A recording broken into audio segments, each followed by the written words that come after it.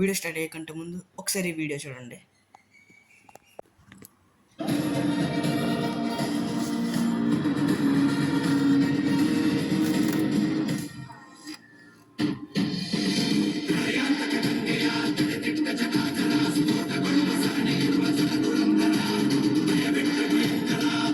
Clarity లేదు కదా, డిస్క్రిప్షన్లో లింక్ ఉంది చూసి. ఓకే, ఎనీవే ఈ వీడియోలో అయితే ఈ స్ట్రాంగ్ బేకర్ని ఎలా తయారు చేసానో చూపిస్తా. ఇంకా చాలా వర్క్స్ ఉన్నాయి, బట్ మీకోసం వీడియో చాలా ఫాస్ట్గా తెచ్చాయి, ఎందుకంటే ఇందాక వీడియోకి చాలా మంచి వ్యూస్ వచ్చాయి. సో ఇంక లెట్ చేయకుండా స్టార్ట్ చేసేద్దాం. వీడియో లెట్ ఈ టెంప్లెట్స్ లింక్ అయితే కింద డిస్క్రిప్షన్లో ఉంది, వెళ్ళి చెక్అవుట్ చేయండి. ఫ్రీగా ప్రింట్ తీసుకోవాలి, ఇది క్యాప్ నడిపేది. సో ఇందులో ఒక 5-6 పీసెస్ అలా వచ్చాయి. వీటిని మీరు నీట్గా కట్ చేసుకుని కార్డ్బోర్డ్ మీద స్టిక్ చేసుకుని కట్ చేసుకోవాలి. ఫస్ట్ అయితే ఒక పెద్ద కార్డ్బోర్డ్ పీసెస్ బాక్స్ని తీసుకున్నా, దాన్ని ఇప్పుడు నీట్గా కట్ చేసుకుని ఓపెన్ చేసుకుని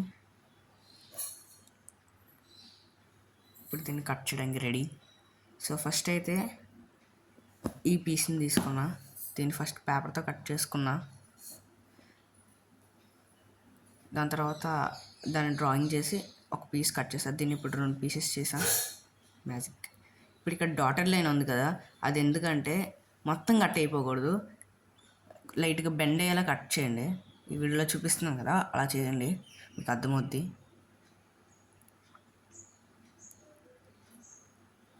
ఎందుకంటే అది లోపల పీసు.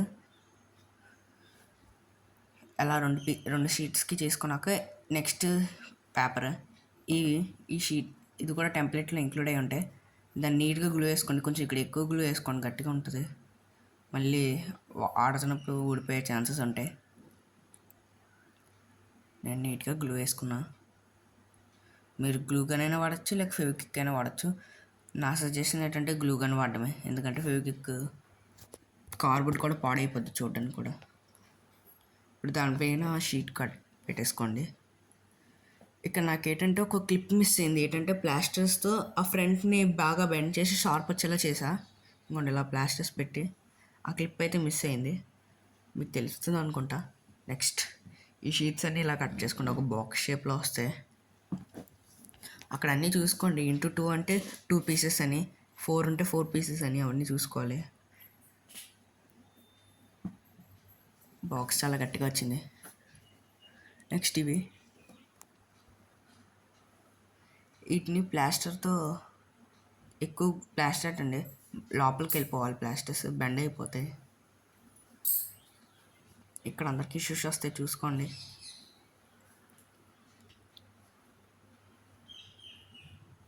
అరే రాట్లే. ఓకే అయింది. ఇప్పుడు వీటిని నీట్గా గ్లూ ఎక్కువ వేసుకోవాలి.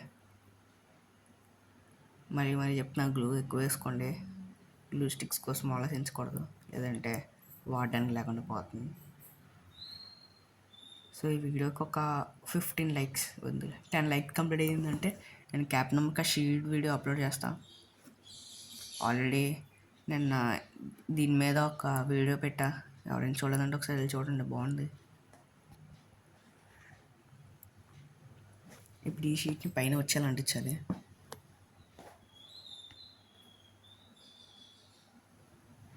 ఇది కొంచెం ఎక్కువ టైం తీసుకొని చేయండి, లేదంటే ఊడిపోతాయి. ఎక్కువ ప్లాస్టర్ ఎక్కాలి. ఇక్కడ జస్ట్ ఒక సైడ్కి 2 ప్లాస్టర్స్ ఫిక్స్డ్గా ఉండేలా పెడితే బాగుంటుంది. నీట్గా పెట్టుకోండి, మరీ చెప్తున్నాను, నీట్గా పెట్టుకోండి, ఎందుకంటే ఇది నా 5th టైం సక్సెస్ అయింది. వీడియో చేసినందుకే సక్సెస్ అయినట్టుంది. వీడియో నాకు లైక్ చేయండి అబ్బా, అసలు రీచ్ వెళ్ళట్లేదు. లాస్ట్ ఫుల్ వీడియో మేకర్ బజార్ అన్బాక్సింగ్ పెట్టా, ఎవరైనా చూడలేదంటే ఒకసారి చూడండి, మంచి వీడియో, కానీ అది పెద్ద రీచ్ వెళ్ళలే. దాని ముందు వీడియో కట్టానా, అది మాత్రం చాలా మంచి రీచ్ వెళ్ళింది, 1K దాటింది. ఇంకా ఎవరైనా చూడలేదంటే ఏది చూడండి, మన ఛానల్లోనే ఉంది, లేదంటే లింక్ డిస్క్రిప్షన్లో పెడతా.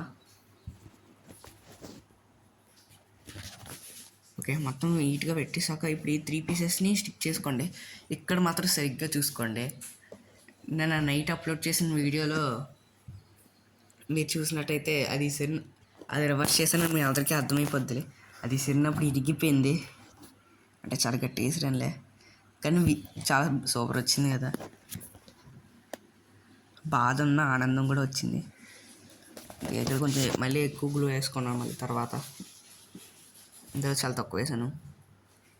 ఇప్పుడు నేనైతే ఈ పైప్ వాడుతున్నా. సో ఈ పైప్ మెజర్మెంట్ కరెక్ట్గా ఇక్కడ దిగాలి. సో ఫస్ట్ అయితే పెన్సిల్తో నీట్గా సర్కిల్ చుట్టుకున్నాం. ఇప్పుడు దాన్ని పెన్ నైఫ్తో కట్ చేస్తున్నా. పెన్ నైఫ్ మీ అందరికీ తెలిసి ఉండొచ్చు, లాస్ట్ వీడియోలో కూడా అన్బాక్సింగ్ చేసా. ఇది బాగా వర్క్ అవుద్ది.